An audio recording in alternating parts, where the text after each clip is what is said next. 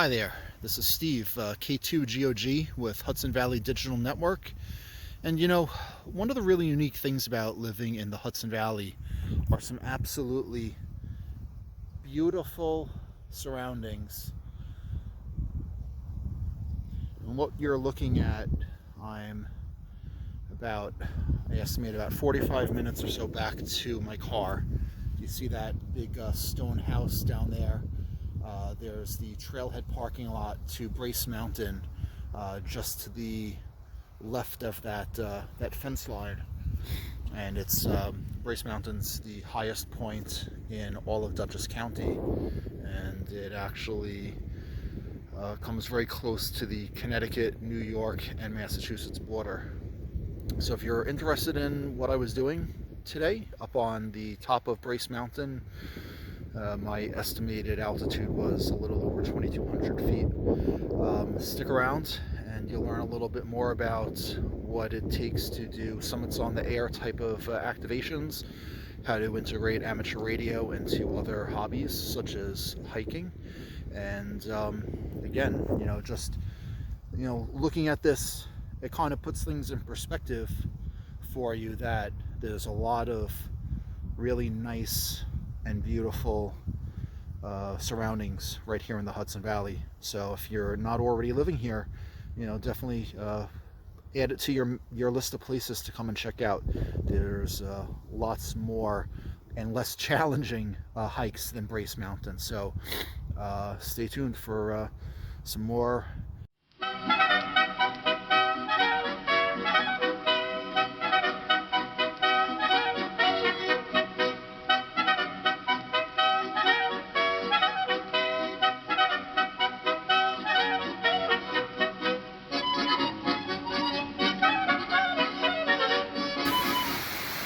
Well, I'm slowly making my way up to the top of Brace Mountain. It's about 32 degrees Fahrenheit. And in my background, the sound that you hear is the waterfall. If you can see all the way up there, that's not the sky, that's ice. And I see the water coming down. I've already got up here pretty high. Still a ways to go. But it's pretty treacherous. A big rock scramble. Have to be very careful with where I step, but it is absolutely beautiful. You can probably see the mountains in the background on the opposite side, on the west side of the Hudson River. And I'll catch you guys from the top of Brace Mountain. All right, so Icom 705, here is the spectrum scope. And I'm still up here on top of Brace Mountain. You can see this activity. That's APRS on 144.39. And then looks like there's a couple folks. This is most likely some repeater input. And I must be hearing them quite well because I could see them on the waterfall. So that's a really great feature. If you can see the signal, you know where it is. So what do you... No, this just keyed back into my mind of... so that's the audio coming out of the speaker itself on the radio. Andrew and I, my co-worker, were... I'll tune down. We'll hear how active APRS is. There you go. So the Icom 705 does not do APRS, which is a total bummer, but at least you could hear some signals. That's why I use the Kenwood TH-D74 for APRS. Yeah, so far I'm liking this is actually the first time I'm using the Icom 705 in the field. It took me a little while to think how I wanted to use it, but so far I'm impressed with the Bluetooth mic and this orange container that I mounted the 705 in, and so far so good. Alright, so I got my makeshift little base. KD2UEN, can I get a radio check, please? Okay, well, let's preempt that first. Voice command.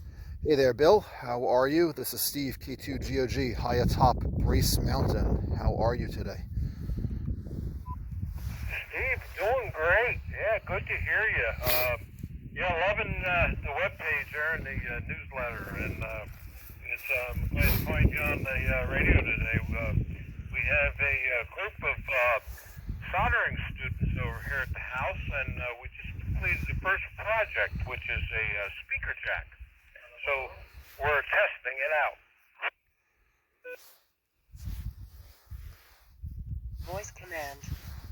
Very good to hear that there's some level of social activity happening.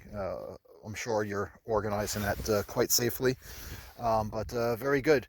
So I'm actually doing a little bit of a video, so this is a very good time to chat. So I'm talking to you over a Bluetooth microphone that is going through the radio that I brought up here, and it's connected into a 3-element beam.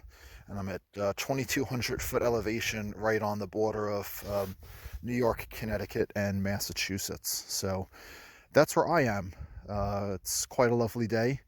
Not as lovely as sitting in the shack breathing in solder fumes, but there's definitely lots more fresh air where I am probably compared to where you are right now. So back to you.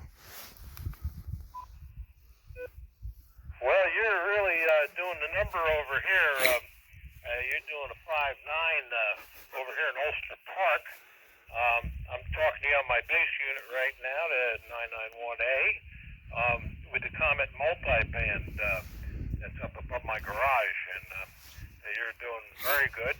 We have two other hams here. As you know, 82 TLF guy from Xena, and we have John, 82 UUI. And we're getting some soldering lessons here, and socially distancing and all that, of course. We've all had our rabies shots. I think the other one. So anyway, it's good to hear you, Steve. I've been really enjoying...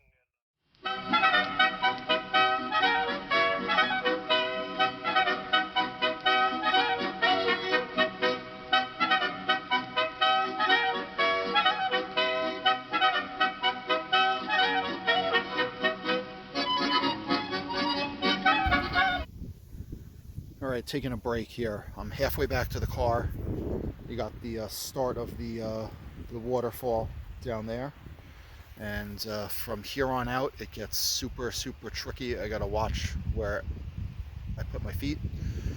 There's still quite a bit of ice on the rocks, which make things just a little bit tricky, and it's not going to be fun going back down. The good news is I've seen about maybe 8 or 9 people. 2 guys had a dog with them, and that dog, boy, he did a fantastic job getting all the way up to the peak.